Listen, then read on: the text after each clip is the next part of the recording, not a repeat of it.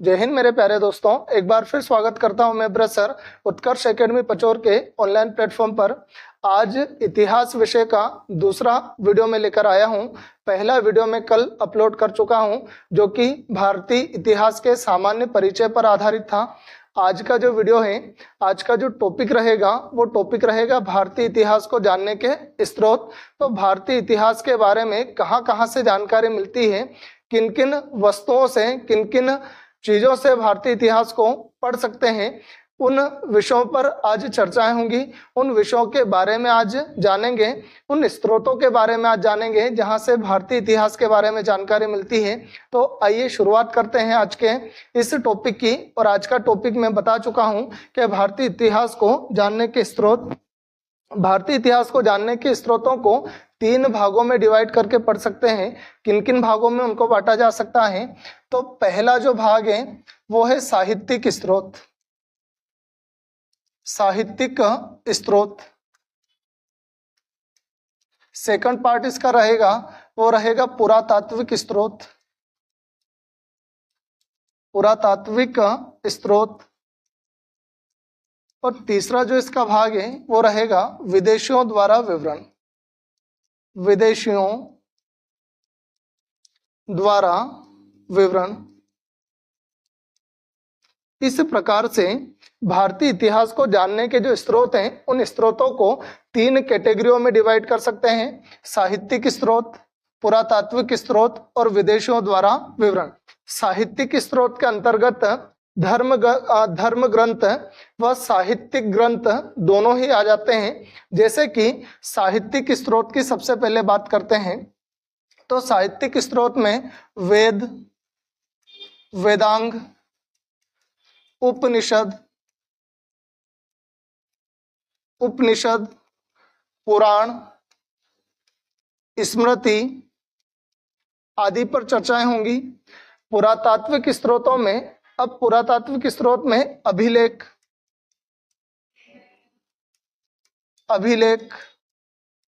मुद्राएं, स्मारक आदि पर चर्चाएं होंगी। विदेशों द्वारा जो विवरण है इसमें बाहरी जो आक्रांता आए थे उन आक्रांताओं के साथ में जो लेखक आए थे उन लेखकों के बारे में पढ़ेंगे। उन्होंने किन पुस्तकों को लिखा उन पुस्तकों के बारे में पढ़ेंगे।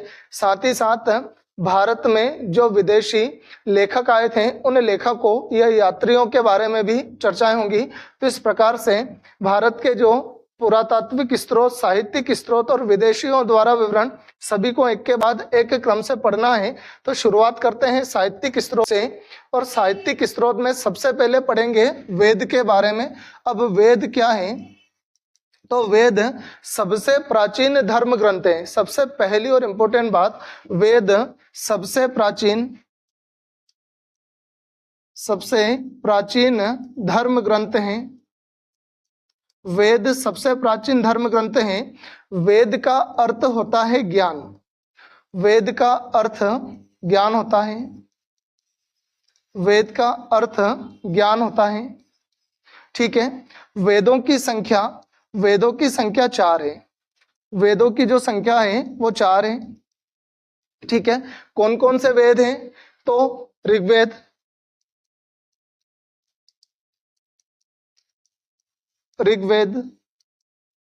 यजुर्वेद, सामवेद व अथर्ववेद। इन चारों वेदों के बारे में पढ़ेंगे। तो साहित्यिक स्रोत में सबसे पहले वेद पढ़ रहे हैं। वेद सबसे प्राचीन धर्म ग्रंथ हैं। वेद का अर्थ होता है ज्ञान। वेदों की संख्या 4 है। ऋग्वेद, यजुर्वेद, सामवेद और अथर्ववेद। इन चारों वेदों के संकलनकर्ता जो थे उनका नाम है कृष्णद्वैपायन वेद व्यास जी। चारों वेदों के संकलनकर्ता कृष्णद्वैपायन वेदव्यास जी थे।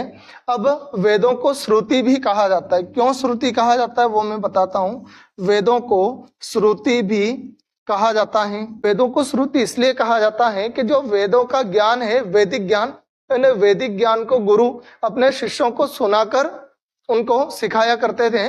लिखने की कला का कोई वहां पर प्रयोग नहीं होता था। जो ज्ञान गुरु के पास है, गुरु उपदेशों के माध्यम से उसे अगली पीढ़ी में मतलब अपने शिष्यों में पहुंचाते थे। फिर जो शिष्य हैं वो अपने शिष्यों को उपदेशों के माध्यम से उन ज्ञान को अगली जनरेशन में पहुंचाते थे। इस प्रकार से वैदिक ज्ञान जो है उन वैदिक ज्ञान को सुनकर प्राप्त किया जाता था। इसी कारण से वेदों को श्रुति भी कहा जाता है। क्लियर इतना? अब जो चारों वेद हैं, इन चारों वेद में सभी वेदों को एक एक करके पढ़ते हैं। तो शुरुआत करते हैं सबसे पहले ऋग्वेद से, और ऋग्वेद में क्या क्या खास बातें हैं उसके बारे में जानकारी लेते हैं। तो ऋग्वेद जो है यह सबसे प्राचीन वेद है। ऋग्वेद सबसे प्राचीन वेद। जो चारों वेद हैं, ऋग्वेद, यजुर्वेद, सामवेद व अथर्ववेद, इनमें सबसे प्राचीन जो वेद हैं वो ऋग्वेद है। ऋग्वेद के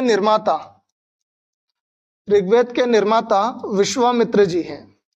ध्यान रखना, ऋग्वेद वेदों के संकलनकर्ता कृष्ण द्वैपायन जी थे, जबकि ऋग्वेद के निर्माता विश्वामित्र जी ये रहे हैं। ठीक है, ऋग्वेद जिन्होंने लिखा है वो कौन थे? विश्वामित्र जी। अब ऋग्वेद में किसका जिक्र होता है? तो ऋग्वेद में ऋचाओं का संकलन है।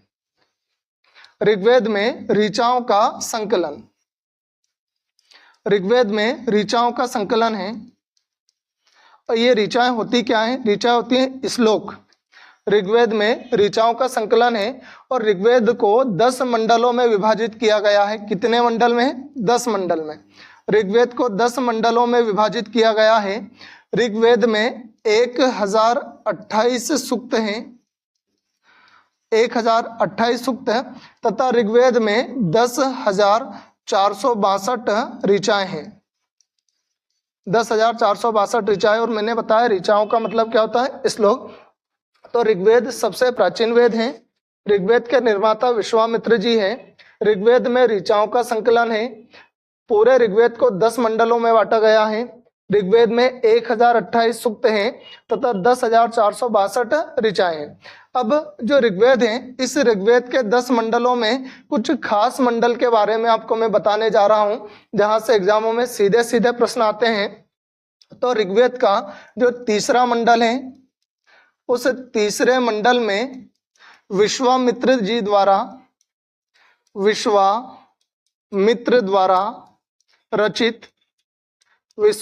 द्वारा रचित गायत्री मंत्र, विश्वामित्र द्वारा रचित गायत्री मंत्र का उल्लेख है। यहाँ पर बिल्कुल बार बार एग्जामों में यहाँ से प्रश्न आता है कि ऋग्वेद के तीसरे मंडल में किसका उल्लेख है? तो विश्वामित्र द्वारा रचित गायत्री मंत्र का उल्लेख ऋग्वेद के तीसरे मंडल में है। ऋग्वेद का जो 7वां मंडल है, उस 7वें मंडल में दशराग्य युद्ध का उल्लेख है। दशराग्य युद्ध। और ये दशराग्य युद्ध है क्या? तो दशराग्य युद्ध पारुषणी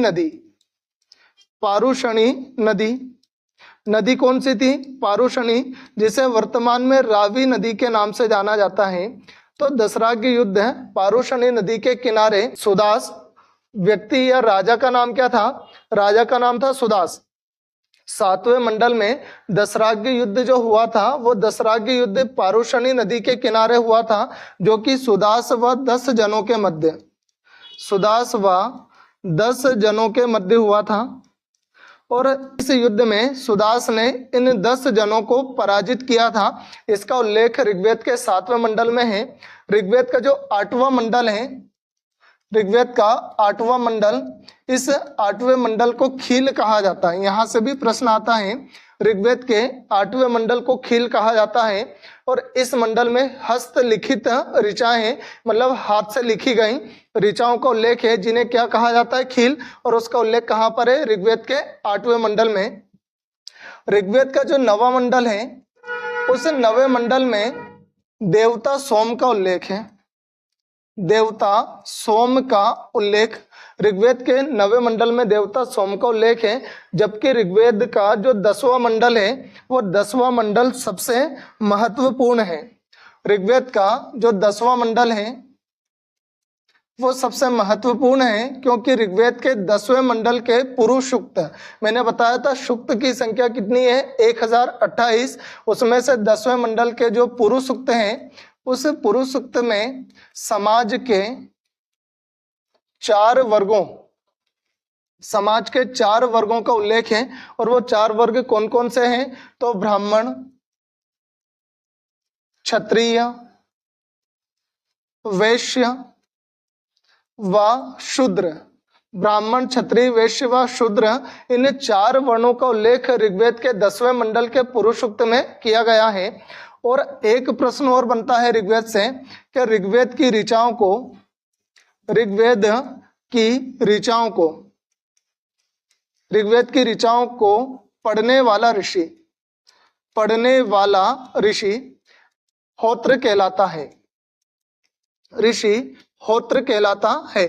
ऋग्वेद को पढ़ने वाला ऋषि होत्र कहलाता है। तो ऋग्वेद का एक बार और मैं आपको रिवीजन कराता हूं। ऋग्वेद सबसे प्राचीन वेद है। ऋग्वेद के रचयिता विश्वामित्र जी है। ऋग्वेद को 10 मंडलों में विभाजित किया गया है। 1028 सूक्त है तथा 10,462 उसमें ऋचाएं हैं। ऋग्वेद में ऋचाओं का संकलन है। ऋग्वेद का तीसरा जो मंडल है उस तीसरे मंडल में विश्वामित्र द्वारा रचित गायत्री मंत्र है। 7वें मंडल में दशराग युद्ध का उल्लेख है। 8वां जो मंडल है उस 8वें मंडल को खील कहा गया है, जो कि हस्तलिखित ऋचाएं हैं। ऋग्वेद के 9वें मंडल में देवता सोम का उल्लेख है। और ऋग्वेद का 10वां जो मंडल है, जो कि सबसे महत्वपूर्ण माना जाता है, इसके पुरुष सूक्त में समाज के 4 वर्गों ब्राह्मण, क्षत्रिय, वैश्य और शूद्र का उल्लेख है। तथा ऋग्वेद की ऋचाओं को पढ़ने वाले ऋषि को क्या कहा जाता है?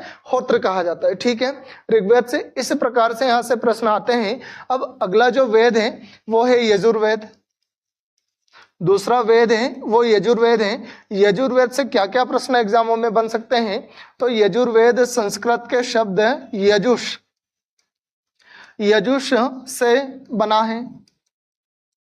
यजुर्वेद संस्कृत के शब्द यजुष से बना है और यजुष का अर्थ होता है यज्ञ।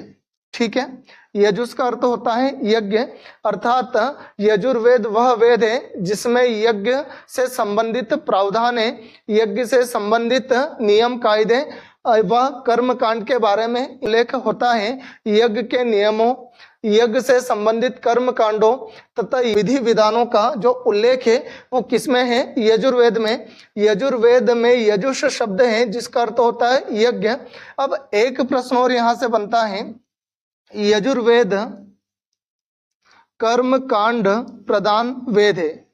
यजुर्वेद कर्म कांड प्रधान वेद है, मतलब इसमें पूजा पाठ की जो विधियां हैं, यज्ञ करने की जो विधि है उसके बारे में उल्लेख किया गया है। यजुर्वेद गद्य व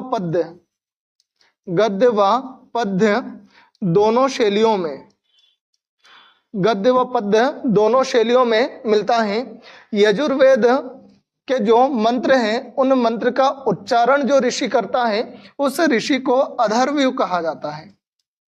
अधर्वयु, ध्यान रखना, यहाँ पर ऋग्वेद की ऋचाओं को पढ़ने वाले ऋषि को होत्र कहा जाता था, जबकि यजुर्वेद में जो ऋचाएं हैं, जो श्लोक हैं, उन श्लोकों को पढ़ने वाले ऋषि को अधर्वयु कहा जाता है। ठीक है, और यह गद्य व पद्य दोनों शैलियों में लिखा गया है। कर्मकांड प्रधान वेद है, इसमें पूजा पाठ या विधि विधान के बारे में उल्लेख किया जाता है। अगला जो वेद है वो है आपका सामवेद। अगला वेद जो पढ़ेंगे वो है सामवेद। अब यहाँ से एग्जामों में क्या क्या प्रश्न बन सकते हैं तो उसके बारे में चर्चा करते हैं। सामवेद साम शब्द से मिलकर बना है और साम का अर्थ होता है गायन। साम का अर्थ क्या होता है? गायन। मतलब सामवेद में गाई जा सकने वाली ऋचाएं हैं। गाई जा सकने वाली ऋचाएं, गाई जा सकने वाली ऋचाओं का उल्लेख कहाँ पर है? सामवेद में। सामवेद को भारतीय संगीत का जनक कहा जाता है। सामवेद को भारतीय संगीत का जनक, भारतीय संगीत का जनक सामवेद को कहा जाता है। और सामवेद केवल पद्य शैली में लिखा गया है। सामवेद किसमें अवेलेबल है? केवल और केवल पद्य शैली में। सामवेद की ऋचाओं को गाकर पढ़ने वाला जो ऋषि है उसको उद्रात्र कहा जाता है। उद्रात्र, ऋचाओं को पढ़ने वाले जो ऋषि है उसे उद्रात्र कहा जाता है।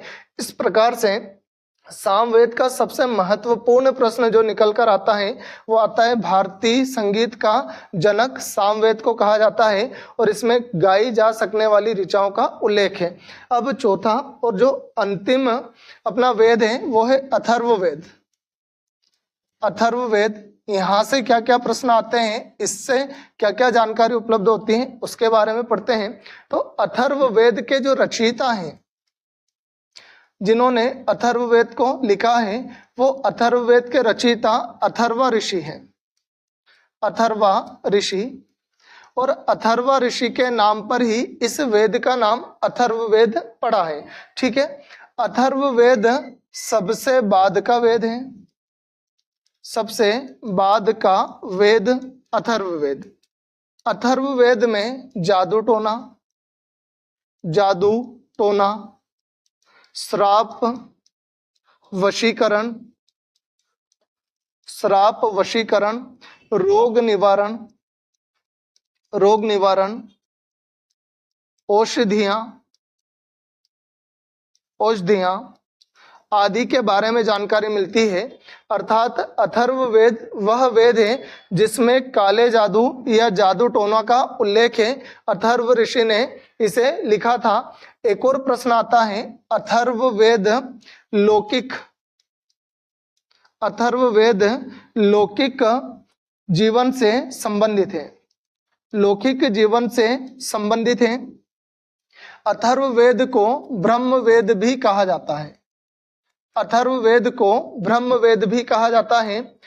अथर्ववेद में कन्या के जन्म की निंदा की है। ध्यान रखना, कन्या के जन्म की निंदा। कन्या के जन्म की निंदा कौन सा वेद करता है? तो आंसर आएगा अथर्ववेद। अथर्ववेद में सभा व समिति को प्रजापति की दो पुत्रियां कहा गया है। तो अथर्ववेद से भी काफी सारे प्रश्न एग्जामों में बनते हैं।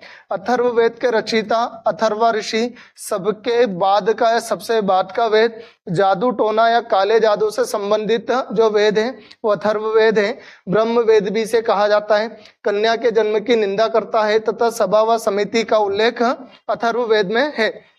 इस प्रकार से जो वेद है वो सबसे प्राचीन धर्म ग्रंथ थे जिसका शाब्दिक अर्थ होता है ज्ञान, और वेदों की संख्या कितनी होती है? 4।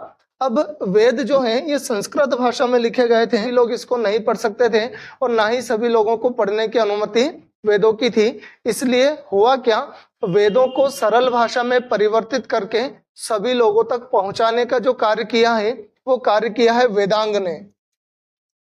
वेदों को सरल भाषा में जो पेश किया, उस सरल भाषा में पेश करने का जो रूप है वो रूप किसमें सामने आया? वो है वेदांग। तो वेदांगों की संख्या 6 होती है। ध्यान रखना, वेदों को सरल रूप में परिवर्तित किया गया तो उन्हें क्या कहा गया? वेदांग। और वेदांगों की संख्या कितनी होती है? 6। वेदांगों की संख्या 6 होती है। कौन कौन से होते हैं? शिक्षा, ज्योतिष, कल्प, निरुक्त, छंद व व्याकरण। छंद व व्याकरण। इस प्रकार से वेदों को सरल रूप में पढ़ने के लिए जिन साहित्यिक ग्रंथों की रचना की गई उन्हें वेदांग कहा जाता है। और वेदांगों की संख्या कितनी है? 6 होती है। शिक्षा, ज्योतिष, कल्प, निरुक्त, छंद व व्याकरण। इनसे भी भारतीय इतिहास के बारे में जानकारी मिलती है। अब अगला जो स्रोत है जहां से भारतीय इतिहास के बारे में जानकारी मिलती है वो है पुराण। पुराणों से भी भारतीय इतिहास के बारे में जानकारी मिलती है। तो पुराणों में भारतीय इतिहास का क्रमबद्ध विवरण मिलता है तथा कुछ प्रमुख राजवंशों के बारे में तथा उनकी वंशावलियों के बारे में क्रमबद्ध रूप से यदि विवरण मिलता है तो वो मिलता है पुराणों में। और पुराणों की संख्या होती है 18। पुराणों की संख्या कितनी होती है? 18। पुराणों में जो सबसे प्राचीन पुराण है वहां से प्रश्न आता है, सबसे प्राचीन पुराण। सबसे प्राचीन पुराण, तो आंसर आएगा मत्स्य पुराण। मत्स्य पुराण सबसे प्राचीन पुराण है। और मत्स्य पुराण किस वंश से संबंधित है? तो आंसर आता है आंध्र सातवाहन वंश से। आंध्र सातवाहन वंश से संबंधित है मत्स्य पुराण, जो कि 18 पुराणों में सबसे प्राचीन पुराण है। और भी प्रश्न बनते हैं, जैसे विष्णु पुराण। विष्णु पुराण किस वंश से संबंधित है? तो आंसर आएगा मौर्य वंश से। मौर्य वंश से। एक और आता है वायु पुराण। वायु पुराण जो किस वंश से संबंधित है? तो आंसर आएगा गुप्त वंश से संबंधित। इस प्रकार से पुराणों की संख्या 18 है। पुराणों में क्रमबद्ध विवरण मिलता है भारतीय इतिहास का, और पुराणों में राजाओं की वंशावलियों के बारे में जानकारी मिलती है। सबसे प्राचीन पुराण मत्स्य पुराण आंध्र सातवाहन वंश से, जबकि विष्णु पुराण मौर्य वंश से, तब वायु पुराण गुप्त वंश से संबंधित है। अब पुराणों के बाद अगला जो साहित्यिक या धार्मिक स्रोत है वो है उपनिषद। उपनिषद, यहाँ से भी भारतीय इतिहास के बारे में जानकारी मिलती है। और उपनिषदों की संख्या कितनी है? 108। उपनिषद का यदि शाब्दिक अर्थ ढूंढें या शाब्दिक अर्थ देखें तो उपनिषद का शाब्दिक अर्थ होता है गुरु के समीप। गुरु के समीप निष्ठापूर्वक बैठकर, निष्ठापूर्वक बैठकर ज्ञान प्राप्त करना। उपनिषदों की संख्या 108 है। उपनिषदों का शाब्दिक अर्थ है गुरु के समीप निष्ठापूर्वक बैठकर ज्ञान की प्राप्ति करना। उपनिषदों में जहां से सबसे ज्यादा प्रश्न आता है तो सत्यमेव जयते, जो भारत का सरकारी वाक्य है, भारत का शासकीय वाक्य है, सत्यमेव जयते। सत्यमेव जयते। सत्यमेव जयते का अर्थ होता है सत्य की हमेशा विजय होती है। तो सत्यमेव जयते जो सरकारी वाक्य है वो वाक्य लिया गया है मुंडकोपनिषद। मुंडकोपनिषद से, मुंडकोपनिषद से सत्यमेव जयते वाक्य लिया गया है। और भी प्रश्न आते हैं, जैसे यम व नचिकेत। यम व नचिकेत के संवाद किस उपनिषद में है? तो आंसर आता है कंठोपनिषद। कंठोपनिषद से यम व नचिकेत के संवाद के बारे में जानकारी मिलती है। एक और प्रश्न बनता उपनिषद से, वो प्रश्न क्या है? तो गीता के निष्काम कर्म, गीता के निष्काम कर्म का उल्लेख, गीता के निष्काम कर्म का उल्लेख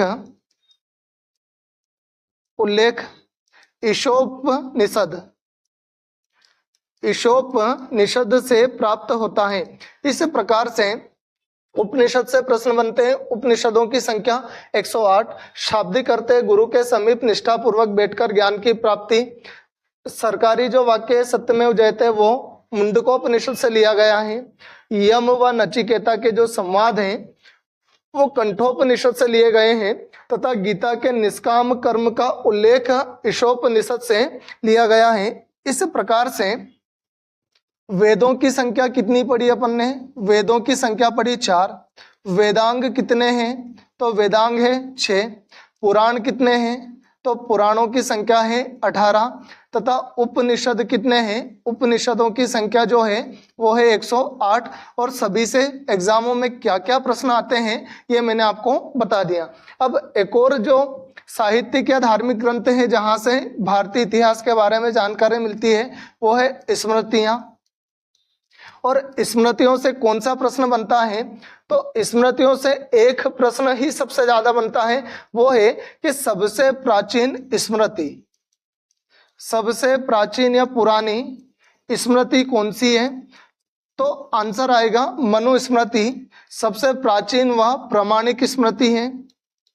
प्राचीन व प्रामाणिक कौन सी? मनुस्मृति। और मनुस्मृति किस वंश से संबंधित है? तो आंसर आता है शुंग वंश से। मनुस्मृति किस वंश से संबंधित है? शुंग वंश से। इस प्रकार से साहित्यिक व धार्मिक ग्रंथों में कहाँ से भारतीय इतिहास के बारे में जानकारी मिलती है, ये मैंने आपको बताया।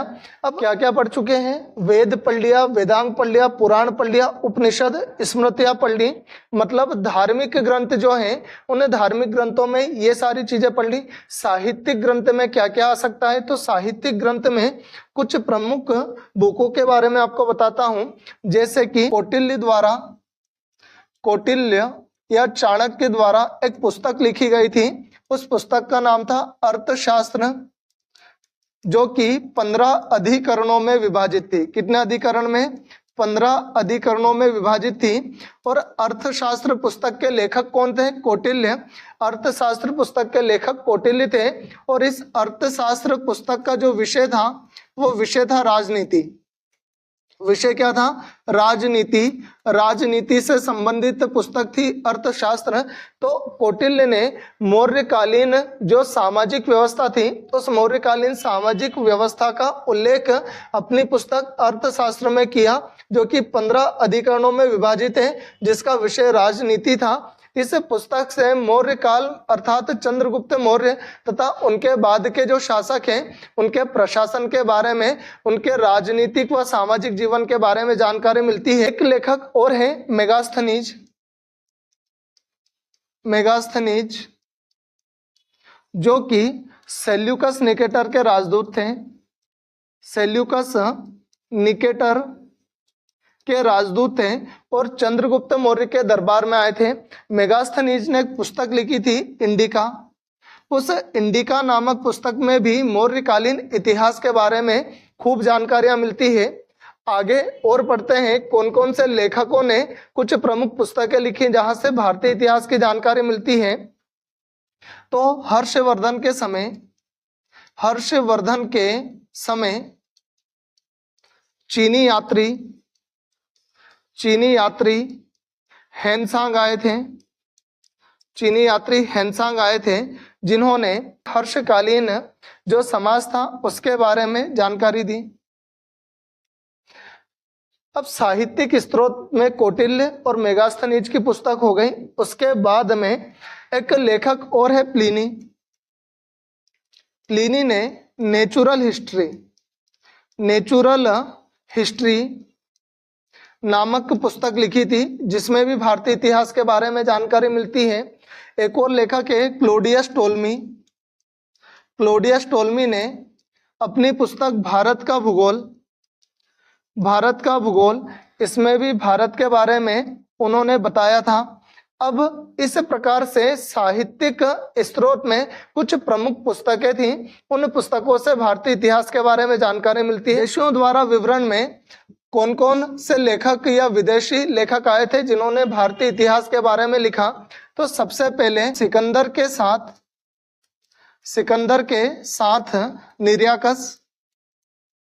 निरियाकस, ओस्टियोबुलस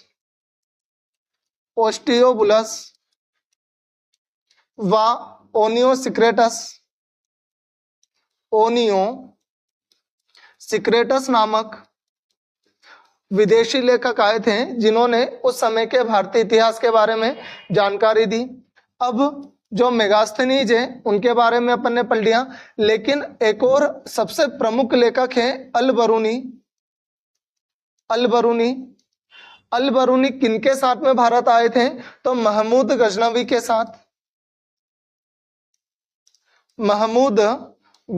के साथ अल बरूनी भारत आए थे। और अल बरूनी की जो प्रसिद्ध पुस्तक है उसका नाम है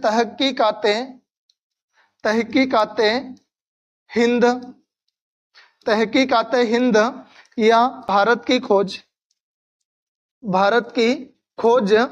या किताब उल हिंद नामक पुस्तक अल बरूनी ने लिखी थी। और उसमें भी भारतीय इतिहास अर्थात राजपूत कालीन जो समाज था उसके बारे में जानकारी मिलती है। तो अल बरूनी नामक जो लेखक है वो महमूद गजनवी के साथ भारत आया था। उसने तहकीकाते हिंद, किताबुल हिंद या भारत की खोज नामक पुस्तक लिखी थी, जिसमें राजपूत कालीन भारतीय इतिहास की जानकारी मिलती है। हर्षवर्धन के समय भी एक लेखक आया था। हर्षवर्धन के समय चीनी यात्री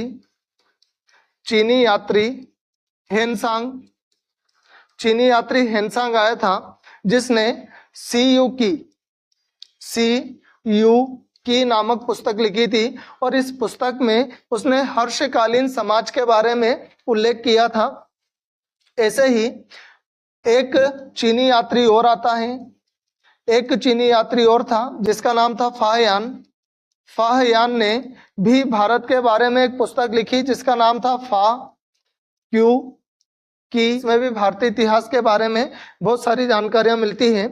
तो इस प्रकार से आज का जो टॉपिक था, इस टॉपिक में वेदांग उपनिषद पढ़े तथा कुछ प्रमुख पुस्तकें पढ़ी जहां से भारतीय इतिहास के बारे में जानकारी मिलती है। तो आज का वीडियो थोड़ा छोटा है, आज समय का अभाव है। कल मैं बाकी बचा हुआ वीडियो फिर से लेकर आऊंगा। तो आज के लिए बस इतना ही। जय हिंद, जय भारत।